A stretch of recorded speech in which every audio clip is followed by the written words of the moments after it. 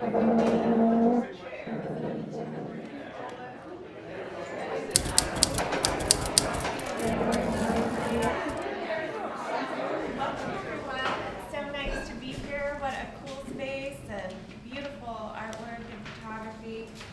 I had written a lot of my questions last night, and when I was walking along looking at the photos, I was like, oh, this is so perfect. So, like Leslie said, I'm Kerri McClimen, and I do work with the Pew Charitable Trust, and we try to get antibiotics out of food production. And today we're going to be talking about food, about youth and our future, why we grow what we grow and how we do it, and a lot more. Leslie already mentioned that you have a list of great speakers and their bios in your program, but I'm saying to my wonderful panelists here, feel free to incorporate some things that aren't in your bio as you answer questions, because I know your bio could be a novel, so each of your bios, so please do that.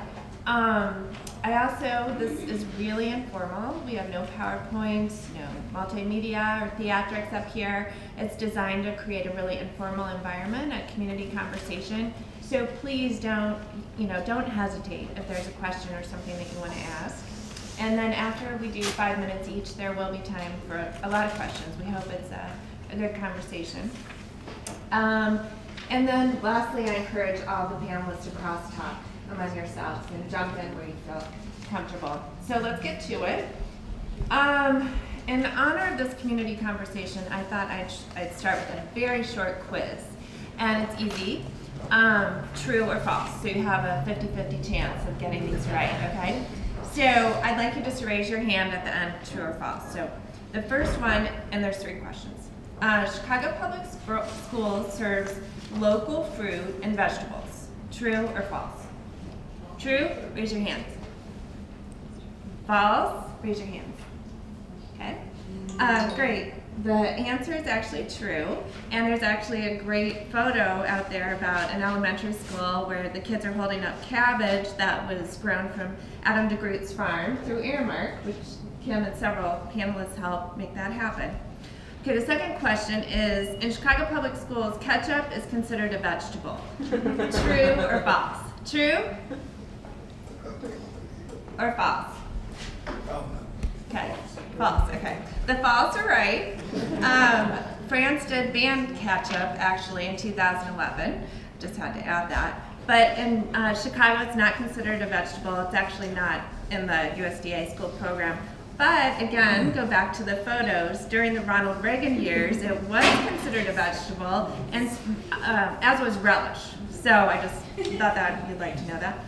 And then Chicago Public Schools serves chicken raised without antibiotics. True or false? True or false? Okay, so you all got that one right. Again, there's a photo of a chicken drumstick. And through many nonprofits and partnerships, Chicago Public School was the first major school district to bring farm-raised chicken to our public schools. And with that, let's turn it over to the registered dietitian nutritionist at the table, Kymm Mutch. And Kymm, we'll start with you because you did help create a lot of the things that we just talked about in that quiz. And so would you tell us a little bit more about how flexible schools are and what systems and government has encouraged this to change and what might surprise the audience a little bit? I think sometimes the best thing I can do is give you a little bit of history, and I don't want to go all the way back to the 1946 Russell Act where we started the school lunch, but that is where it started. It was in 1946, and I won't take you through the whole thing, but you need to know that the major driver there was because our soldiers were not fit to fight. And so it was at that time that the government said, we need to get people prepared to be able to fight. And it was because they were malnourished, they were underweight, and they were showing signs of nutritional malnutrition. So fast forward to what's been happening in the last 3 to 4 years. And we probably all are aware of and have heard a lot of the controversy within the National School Lunch Program. But really, if we can go back to about 2009, when the Institute of Medicine, for the first time, there was a collaboration between what was happening medically and what was being served in school lunch in USDA. And before that time, and as a dietitian, I've worked in both realms. I've worked in the medical and I've worked in schools. And it used to really be a head scratcher for me when I would look at the people in the medical field who really were disparaging of school lunch. And one of my prescriptions for the clients that I saw, adolescents and young children, was eat school lunch. And people would be like, why? What are you talking about? I said, if you eat the entire mandated menu as written, you know that your calories are going to be controlled, you're going to have a good variety of fruits and vegetables, you should be getting whole grains, you would be drinking milk. All of those things are in the school lunch program. Medically, a lot of people had no idea, and they still don't. But with the Institute of Medicine charging forward and saying we're going to get the dietary guidelines and get them ready to be actually a part of the USDA meal program, it started happening. And so it was approved with Healthy Hunger Free Kids Act in 2010, and now schools are in the almost 4th year of implementation. And it's been painful. And a part of me, as a former school food service director, wants to say to schools, hey, what this tells me is that you have not been watching the dietary guidelines for the past 20 years. Because in the last 20 years as a dietitian, I've been talking about whole grains. Where's the whole grains on the tray? I've been talking about fruits and vegetables. Where are the fresh fruits and vegetables on the tray? Those are the kinds of questions that we need to challenge school food people to make sure they're incorporating. And to that point, there are a lot of people and a lot of school districts that are already doing it. I just wanted to look at a quick kind of summary of what is needed. Where are we with kids today? Because I think we hear a lot of stuff about how obese our kids are, how obese our population is, and I think one of the big things that didn't really get much media attention was in 2013, we saw a leveling of the increase in childhood obesity. Now, I know that's kind of a weird thing to say, but it was going up every year. More and more kids were obese. What we saw is that trend, instead of going up, it started to level off. And the question kind of is what was happening? What is happening?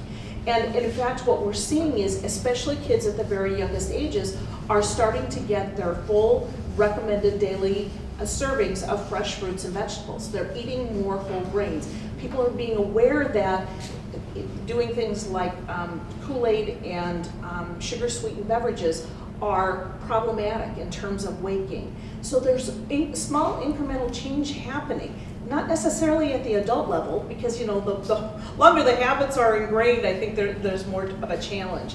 Having said that, we're still are seeing kids who have a high calorie intake, they're overfed, but they're malnourished because the caloric intake that they're getting, so they're getting enough calories, but the caloric intake is not nutritionally dense. It does not have the needed vitamins and nutrients. So we're looking at kids who are vitamin A deficient, vitamin D deficient, vitamin E deficient, and vitamin C deficient.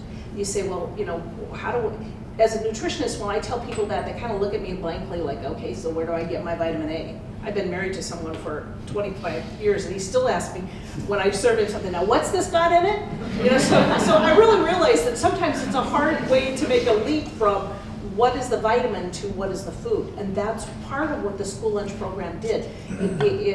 Much to the chagrin of many school food service providers, one of the biggest challenges is making sure you meet your orange vegetable quota and your green vegetable quota. And there are certain vegetables that when you look at them, they look green, but they're not. I'm looking at Jason because you can probably talk to this a little bit more, but things like cucumbers and green beans and cabbage, zucchini, those don't count as green vegetables. Basically, our things that count as green vegetables are broccoli and literally leafy greens. Romaine lettuce does count, iceberg lettuce does not. Now, that doesn't sound like a big deal, but when you're trying to prepare a menu and you're trying to get kids up to speed and understanding what it is they need to eat, there's some foreign food on their table. And so those are some changes that we're looking to make that eventually I think are going to result in better health for our students. Thanks so much, Kymm. And I think that adds a really nice segue to get over to Rivkin here, who's the Executive Director of the Illinois Stewardship Alliance, and has really been at the heart of sustainable agriculture and how we get things on the plate from the farms. And given what Kymm says about what young bodies need, what are we growing in the fields, and does it feed those bodies? When people think about food, when they start to think about agriculture, and they think beyond, okay, it comes from a grocery store, there's this assumption that what is available, what is planted, what farmers are doing is the result of some sort of biological expression or the natural evolution of our food and farm system. That this is just the way it is and it makes sense and that's the way it should be.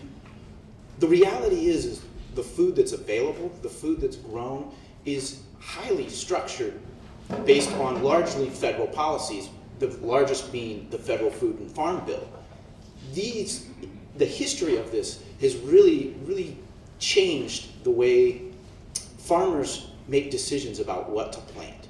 To give a little bit of example, we hear about subsidies and crop insurance. When I say subsidies and crop insurance, you know what I'm meaning vaguely. Well, these were set up, these were created in order to create stable food supplies. But for it really not to feed people, but to create industrial products for industrial processing.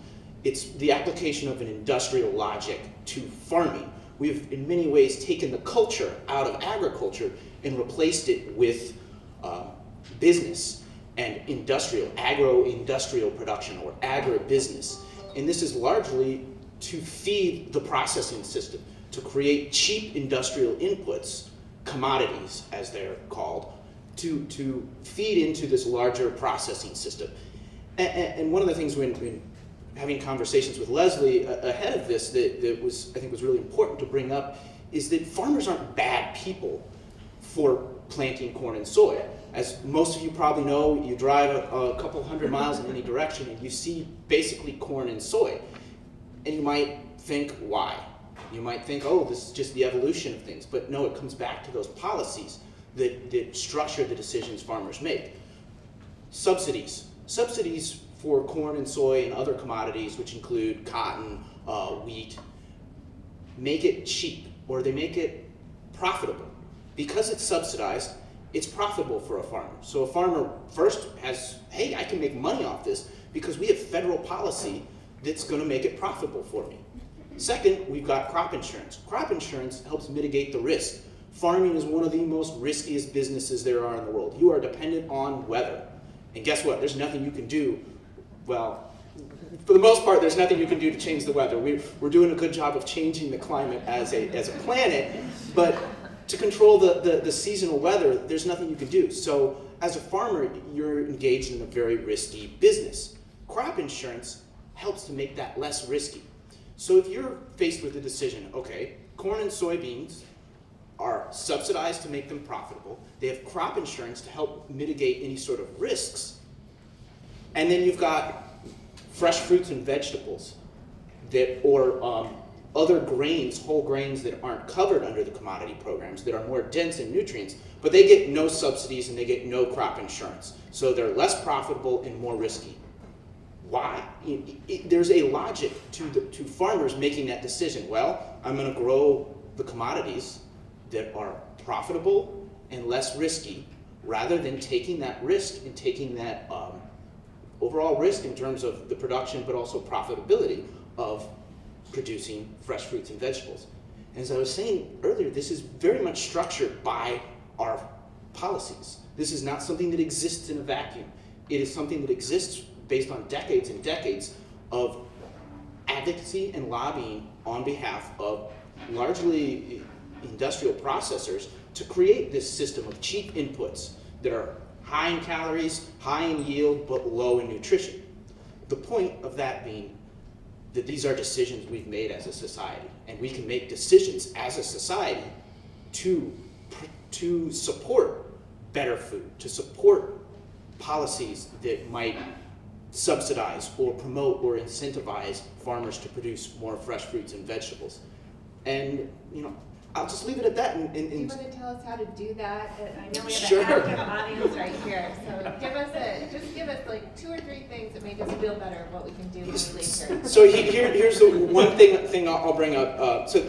Let me put it in 2 parts. The Farm Bill is really the biggest driver of that. That's where our commodity subsidies and crop insurance, but also I didn't mention research. A lot of money for decades has been pushed into researching varieties in systems that are geared towards production yield, but not nutritional quality. Unfortunately, the Farm Bill just is a 5-year program, and it just got done last January 2014, so we're kind of locked in for several years. There's not too much you can do around that, but there is something you can do something about, and that's the Child Nutrition Reauthorization Act. This is another 5-year piece of legislation that Congress does that, Kymm mentioned the Healthy Hunger Free Kids Act. Well, that's the Child Nutrition Reauthorization Act. It's about to be a hot issue here in the country. That is the policies that structure, as Kymm was talking about, structure our food system as it pertains to kids eating at schools. This is an opportunity through this to promote healthier eating and to support a food system that is going to help put more nutritious foods on the plates of children. So I would say look into the Child Nutrition Reauthorization Act, and one specific thing you could look at, I've put some fact sheets out there about the Farm to School Act of 2015.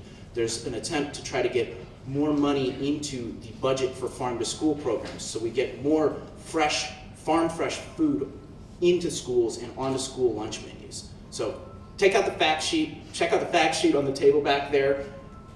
Maybe reach out to your congressman to say, hey, I support healthy farm to school programs as part of the Child Nutrition Reauthorization Act. And you can sign up for my, I've got a sign up sheet out there. We do action alerts. It's one way you might want to, you could get more information about how you can fit into some of the larger campaigns that are going on statewide, regionally, and nationally to influence the Child Nutrition Reauthorization Act. Thank you, Wes. That was a lot of information. It was really good. I would also, there are sign-up sheets out there. I would encourage you all to do that and pick up. We also have an advocacy guide. I would say a basic thing I'm gonna just encourage right now is when you go to the supermarket, when you go to a restaurant, if you're a parent or you're in a school, ask where they're getting their food, how they're getting it, and have a couple questions that mean something to you. Is it local? Is it sustainable? So enough of my mission there. But I'm excited that Stephen McCullough is here from the Greater Chicago Food Depository. And what a great place. I just have to say, such an impact you make. Last year, the Food Depository distributed 67 million pounds of shelf-stable food, fresh produce, dairy products, and meat. And that's the equivalent of 154,000 meals every day. And so we've spent a lot of time so far talking about what kids need and how it has grown, and I'd like you to bring it home for us. Can you discuss some of the needs that you see here in Chicago? Yes. The Food Depository is the food bank for Cook County, and in that work that we do is basically getting the right food to the right people at the right time. And there's a lot that goes to that. We work, we're a huge supply chain operation, trying everything from sourcing food from both growers to manufacturers. And we have a commitment, a third of that 67 million pounds that was mentioned is fresh produce.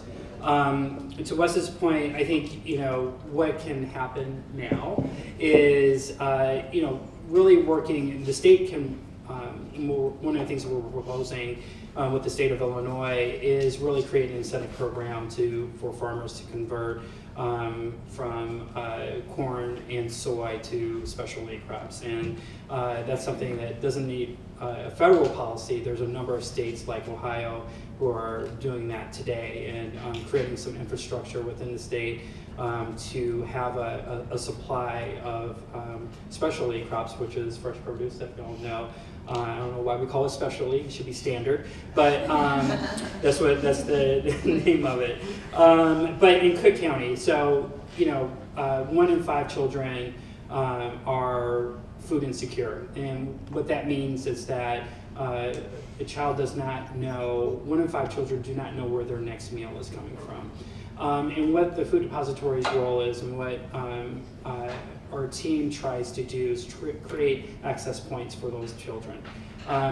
It ranges from everything from school breakfast, and one of our pieces of work is working with school districts across the state to incorporate school breakfast in their daily practice.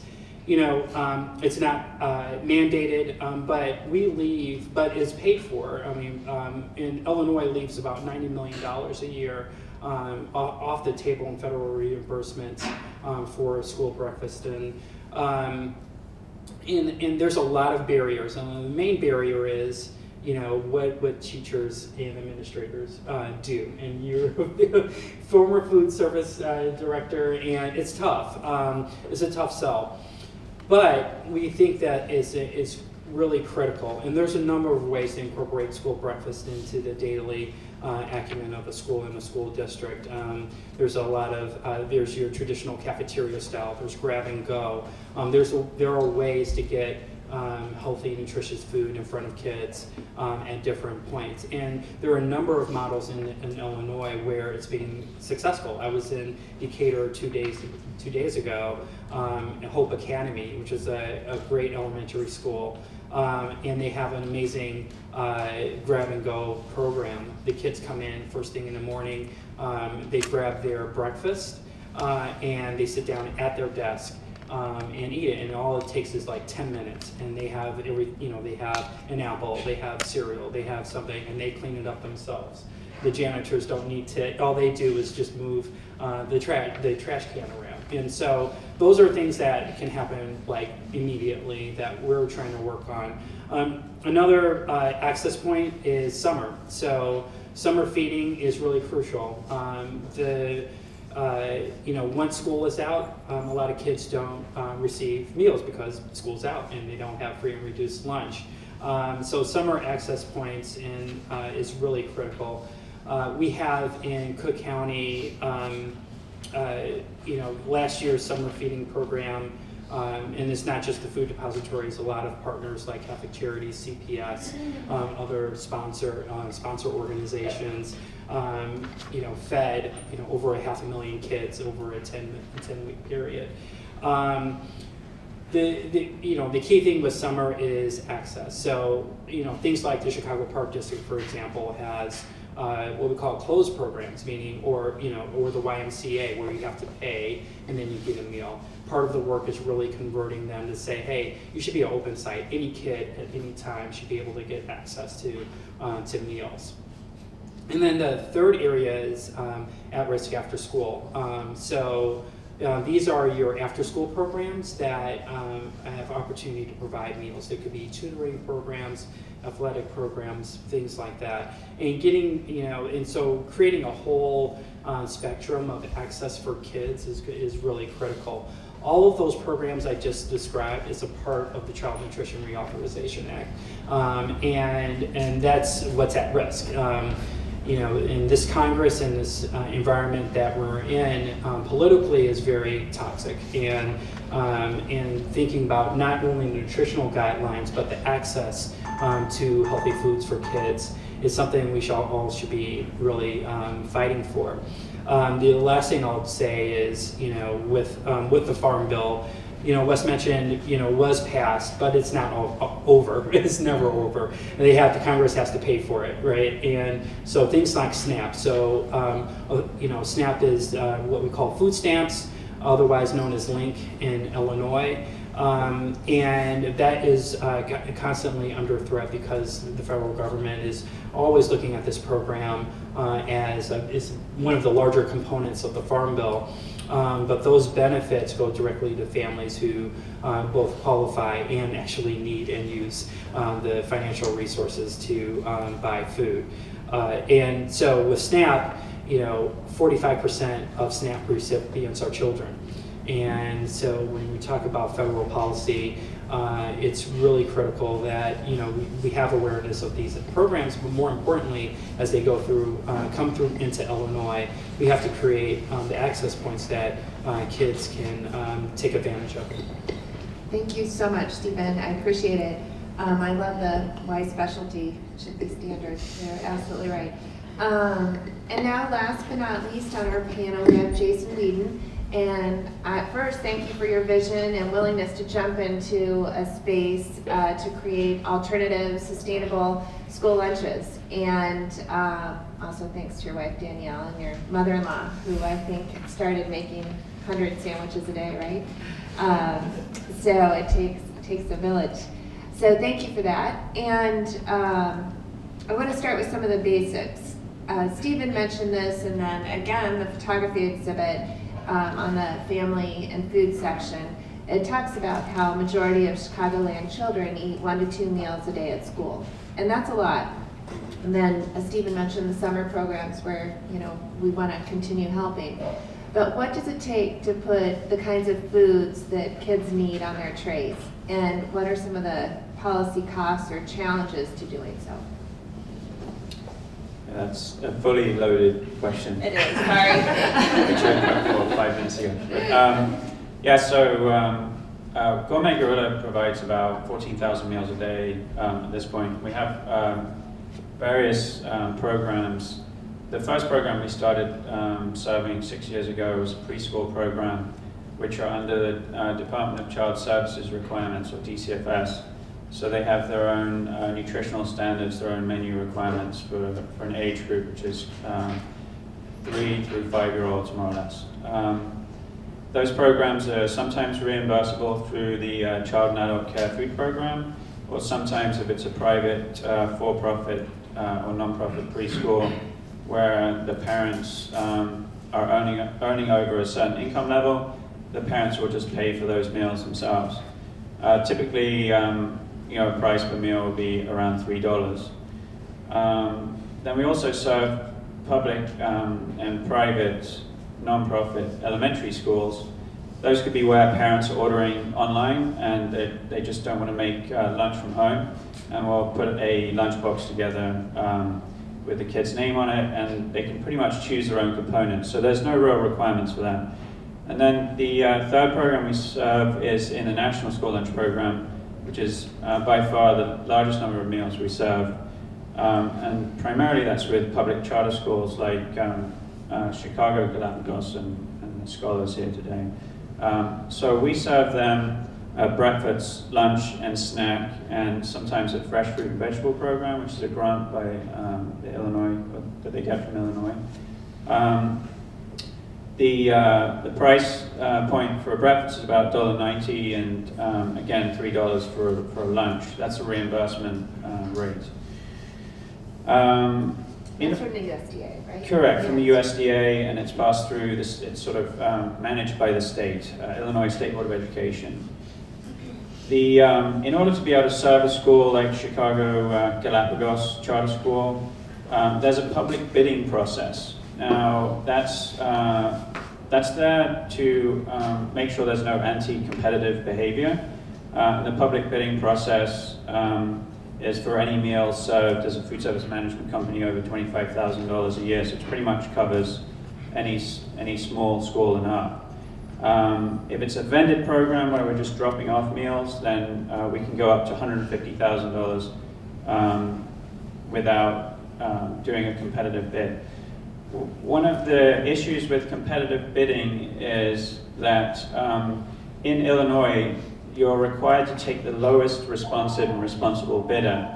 So even though the federal government will be willing to give you $3.09 for a meal, if the lowest bidder comes in at $2.20, then that is the provider that you'll be required to take.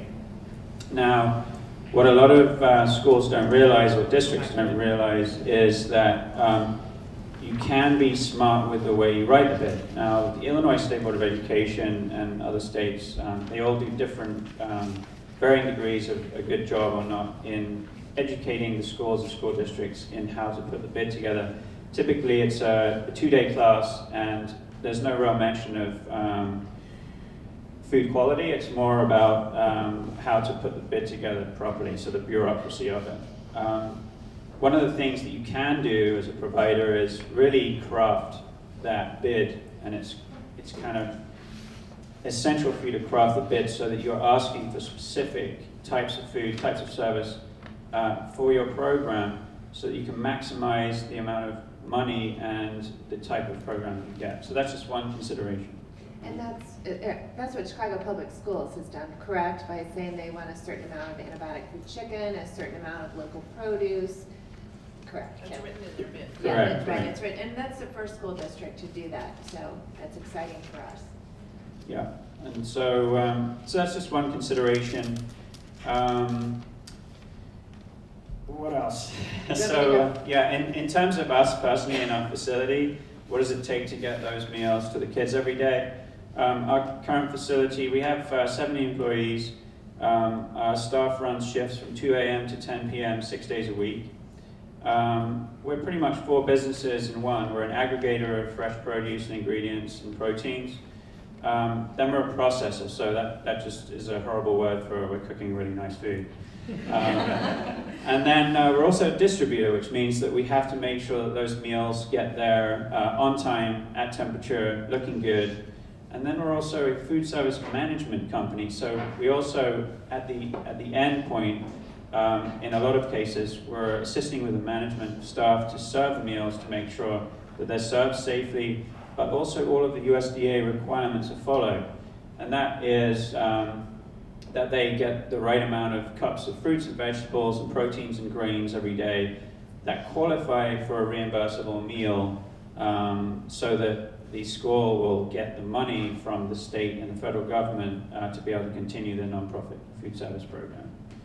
Okay, this is great. So thank you so much for kicking it off for the audience and for all of us to open it up and ask some questions. So I'm going to go ahead and I see we already have a question, so it's not going to. Here, I don't know how far this goes. Maybe you can stand up so we can stand. Speak up so everyone can hear you. Stand up? Yeah. You brought up a point of budget, and so many of these programs you highlighted rely on federal, local funding, and given our financial situation, it was kind of concerning because it seemed like cuts are going to be required. So how at risk is the basic funding for a lot of these programs in the near future? And then, okay, so if it is at risk, more so than the easier things to produce, like soybeans and corn, how do we make it? Is it realistic to think we're going to be able to push these initiatives, improve health, improve specialty foods in this new kind of budgetary climate, or is it the politics of really valuing this now? It's the commodity we need to push. And then on the flip side is, so say if we have a deficit on that, is it realistic to think that can there be local, whether it be growing home, growing power, community gardens to help? Someone mentioned what was that word? Access points. Is it realistic to think that maybe these can provide the access points, because in Chicago we've got a lot of open lands. There's open lands that be better utilized. And is it realistic to think maybe those are viable options for access points moving on to the future? Did everyone hear? Okay? Okay, great. The first part, Yeah.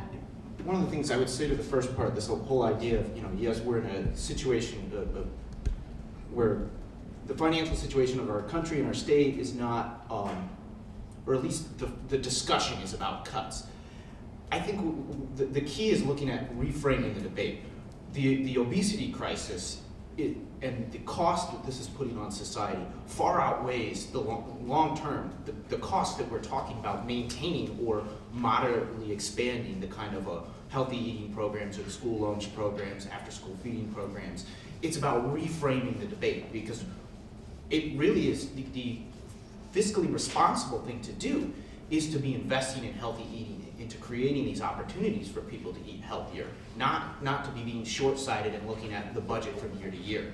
And I'll make then a plug for, I was talking about, the farm to school related to this healthy, the Child Nutrition Reauthorization Act. One of the things that's a positive frame around that is on the Republican side or on the conservative side of things. We've been hearing a lot of concern about waste within the new school lunch programs and the new school nutrition standards, and that children are throwing out the healthy food. They don't accept it. Well, we found that there's some research that's found that when you've got schools that have farm to school programs, they're teaching kids about where their food comes from, incorporating school gardens, incorporating farm education into that. The acceptance rate of these new foods go up. So there are ways that we can do things in a fiscally responsible way if we frame it in the correct manner. That's great. I just want to jump in on the farm to school issue. If any of you have been in schools, you've seen these huge billboards paid for by Coca-Cola, PepsiCo, Frito-Lay. They've been in our schools indoctrinating our kids for a good 30 years. For us to bring farm to school in is a minuscule amount of money compared to what has already been spent on supporting poor quality food choices. So farm to school is a way for us to get good food choices and advertise. So that's, I think, a really critical point that I didn't want to leave on the table. The other thing I think we need to look at is that when you look at the amount of money that's spent, whether it's breakfast, lunch, dinner, snack, whatever these programs are, it's still proportionately minuscule. And yet at the same time, probably almost 50% of that goes back into the purchases that we made that go through the supply chain. So we support agriculture. That's one of the purposes of the National School Lunch Program and the Commodity Food Program, was to support agriculture. And yet, paradoxically, I feel like we've sort of like put that on the back burner and kind of forgot about that mission, and I think it's an honorable mission. I really do feel that, teaching our kids about the foods that are being grown, and not calling them specialty, but vital or essential, would be really helpful, powerful. Stephen, you want to add to that? Yeah, sure. So I think in terms of risk, everything is at risk, and it's just degrees of risk that, and prioritization. So, I love, the frame of it as a public health issue. It just elevates the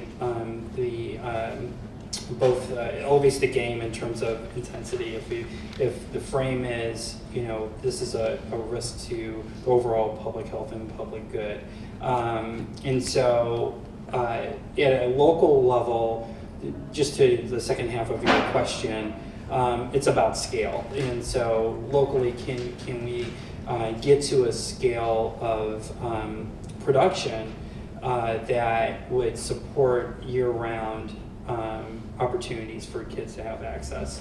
And right now, we're just not at a, and I'm speaking specifically about Chicago, in urban farming here, we're just not at a scale that the tip of balance. So yes, city has a whole lot of land at its disposal, and it's about, then becomes the economic development question. Can we assemble the land? Is it a priority for us to convert that land into into production? And then can we cultivate it at a scale that can support schools on a year-round basis?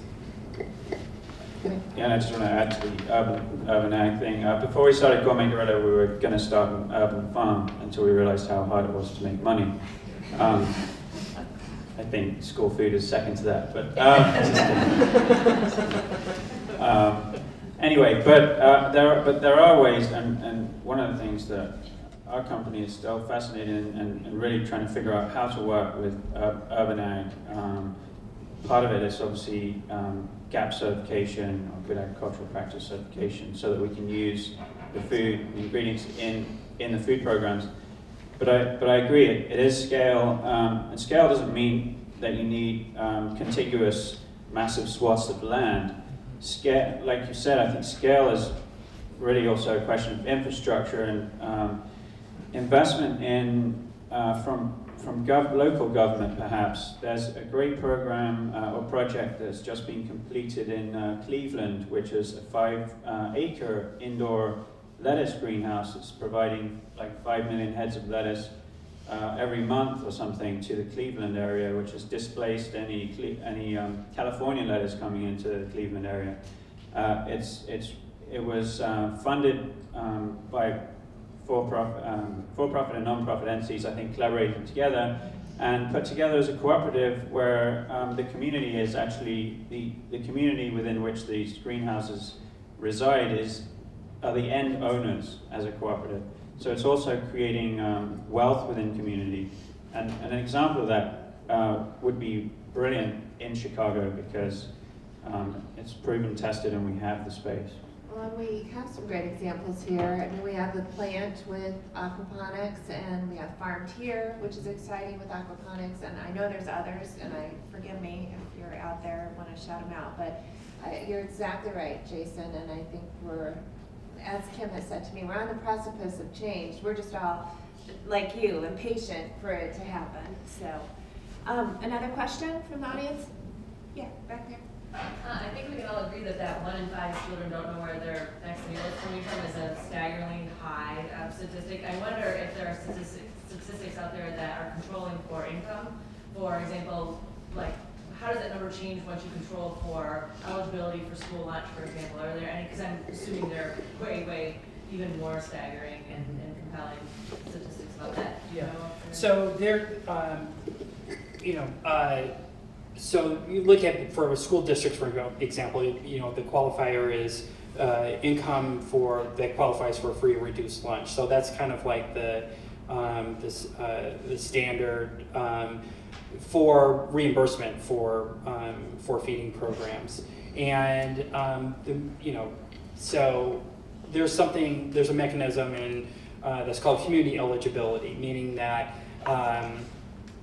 if a certain percentage of your population in any school district qualifies for free and reduced lunch, then the whole school will be able to participate in that, in the school lunch program as well as for breakfast.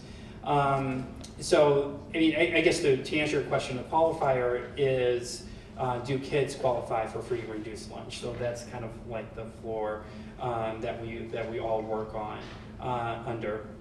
And I don't know if that gets to your question or not. I think it's more, I was getting at more at, 1 in 5 kids doesn't know where their next meal is coming from, but that's the population in general. As a whole, that's correct. That's kids whose parents are making $450,000 a year included in that pool. So what if you take out and you just use income as a control? Does that go up to like 4 in 5 kids don't know where their next meal is? Yeah, it's fun. I mean, yeah, that's a great question. I don't have an answer. Yeah. Does anyone have an answer? I don't know if I have a direct answer to that, but I do know that it was pretty monumental this year when they looked at 51% of all students receiving USDA reimbursed meals are free or reduced eligible. Mm-hmm. And that's the first time we've ever hit that kind of a threshold. Yeah. And I'm not sure, when you look at that access, it looks at, it's based on free and reduced. Yes, it's based on yeah. free and reduced. Yeah, so I think we've jumped significantly. I would also add that it's probably urban districts as well. Very I much. mean, even though we're in it's the both. heart of, the Midwest, Right. agriculture, I mean, it's very. Yeah, I mean, one of the things we're finding, not just in Chicago, but we're seeing more and more need in the suburbs. So, south suburbs, west suburbs, northwest, Palatine, Elgin, Robbins, Phoenix, Bellwood, Maywood.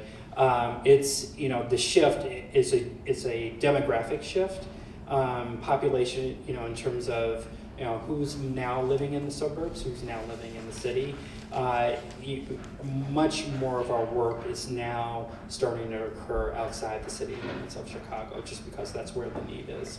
And there's a lot of data, Urban Institute put out, suburban poverty in America, and just really telling that story about where concentrations of poverty are. And needless to say, if you go to rural communities, it is stark. It is stark, and just not only the geography plays against families and children, it's just the lack of jobs, lack of opportunity it's just staggering. The farm to table relates to so many big issues. I mean, from agribusiness, to, and I'll go back to what Kymm said, which I also think is shocking, that obesity is stabilized, but malnutrition is our issue. So, another question from the audience? Yeah. Hi, my name's Emily, and thank you all for coming.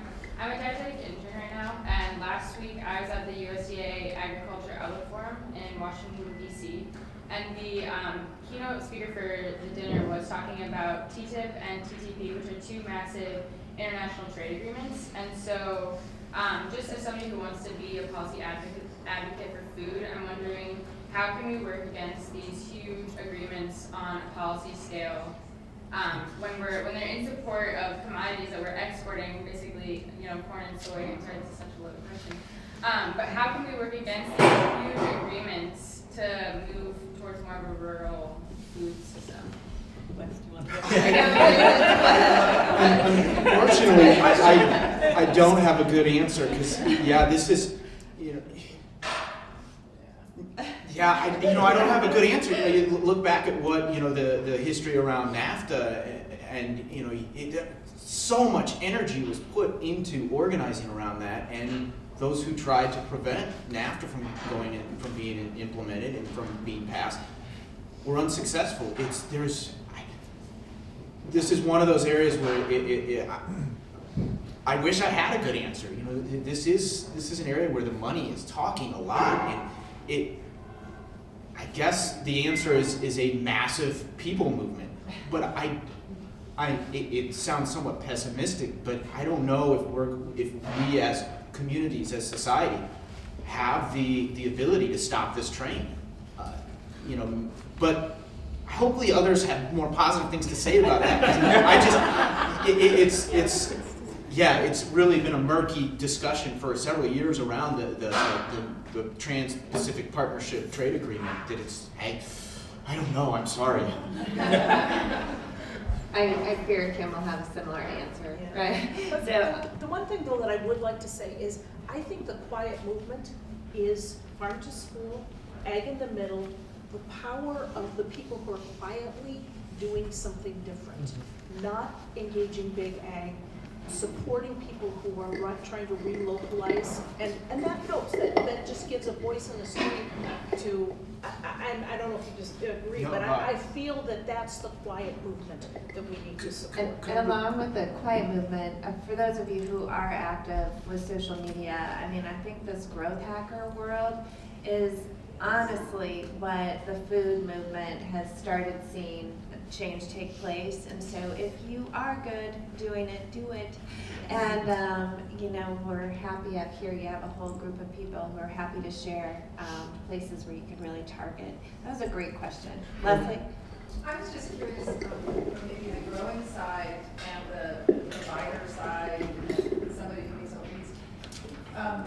Wes helped us with the graphic that's when you first walk in, which kind of shows us what we grow and more than what we're not growing locally. And from a cost point of view, I don't know if any of you could comment on what the cost benefit from a transportation piece might add if we were buying more locally.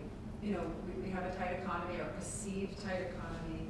Are there good conversations to be had about how much savings we would have, forgetting the carbon footprint, if we bought some of those foods that we're buying from other continents locally? It's a lot better,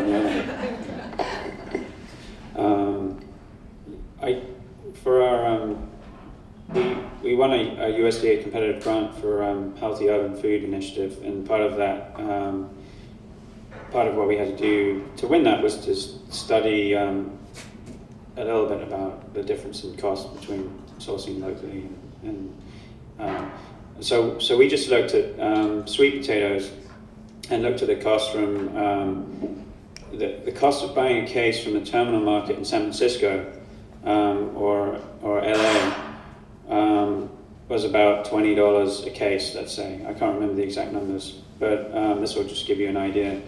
The cost of buying that same case that has traveled from California to the Chicago terminal was an additional $15, let's say. So just for transportation.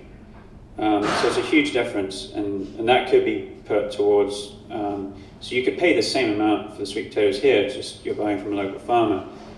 Then there's other considerations, like the local farmer has a really crappy truck, which only does 6 miles to the gallon, and it costs him $15 to bring that case from 20 miles away.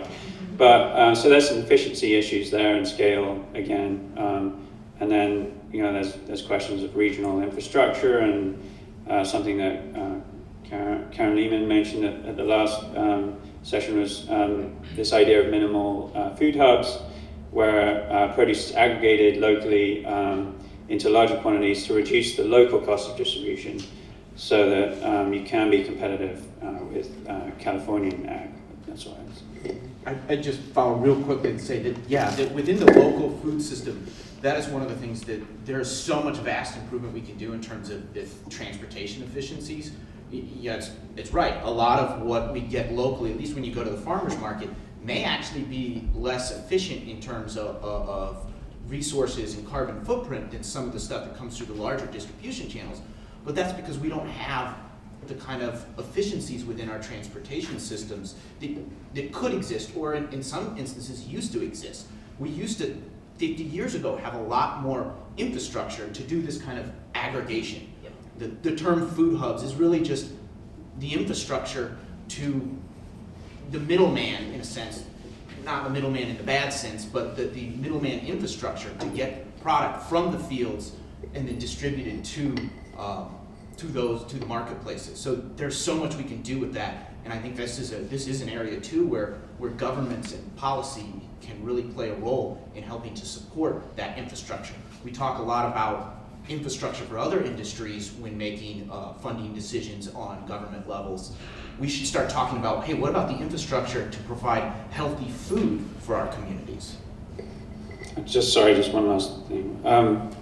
As a business owner, it's seeing a lot of crappy infrastructure and poor policy actually makes me feel good, because where there's inefficiency for a business person, it's an opportunity.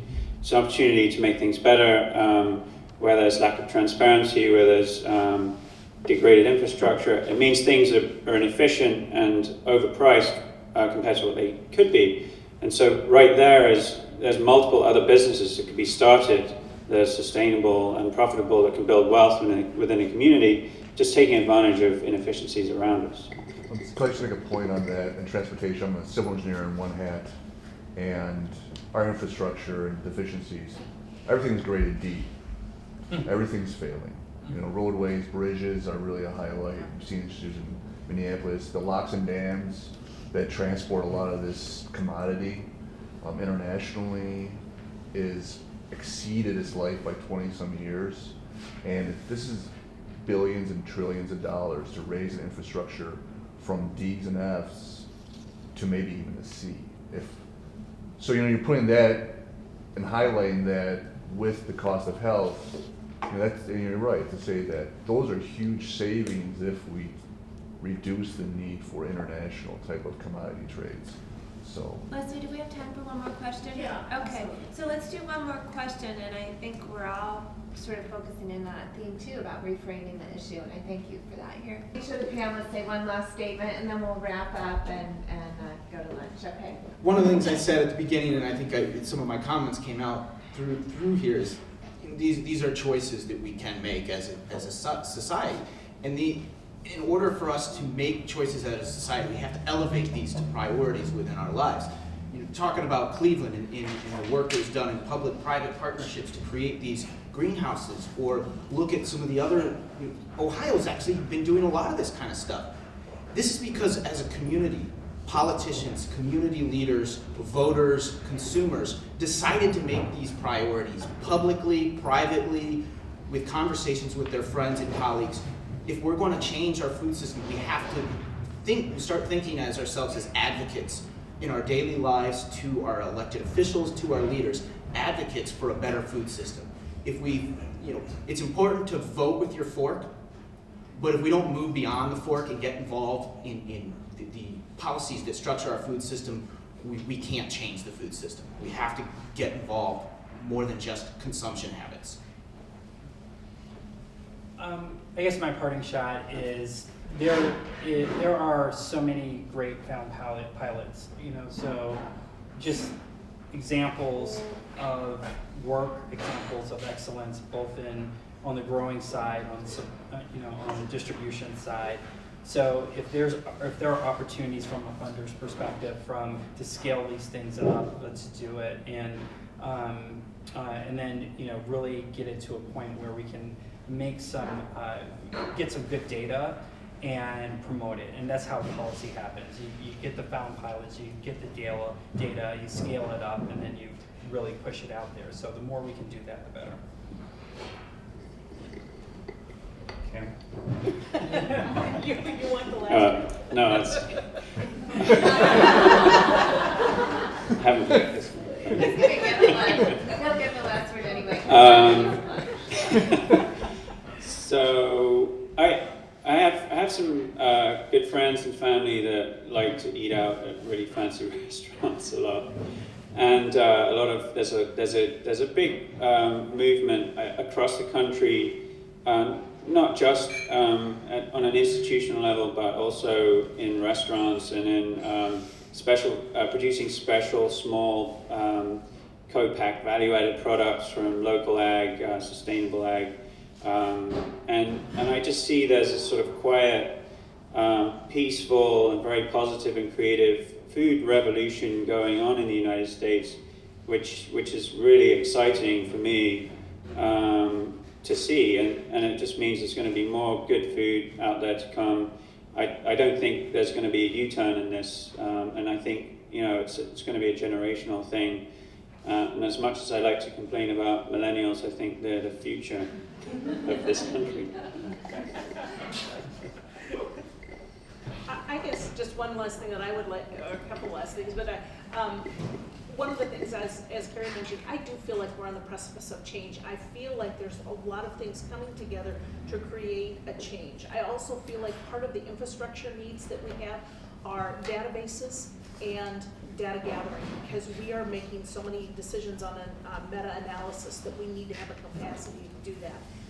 And then the other thing that I learned from my friend Jason here is that I think it's really important that we look at, even as a business and an entrepreneur, that we look for opportunities to collaborate, and that we leave that competitive model in an old world, and that we begin to find ways to collaborate in business that help each other be able to be profitable. Because whether we like it or not, even as we see need, we're still measured by the almighty dollar. And it drives me nuts, but it is what it is, so let's collaborate. I mean, let's make it work for us. Thank you all so much for being here, and thank you, panelists. It was a great discussion. I hope you thought it was a great discussion. And I am going to let Jason have the last word, because I know that Gourmet Gorilla is providing the lunch today, and so I'm going to just let him introduce the school and what we're having, so we can, just like we've talked about making sure the kids know what they're eating, I want to make sure you do that. So yeah, would you like to come? There's some scholars here from Chicago, Quiroz, escorted by McClimen.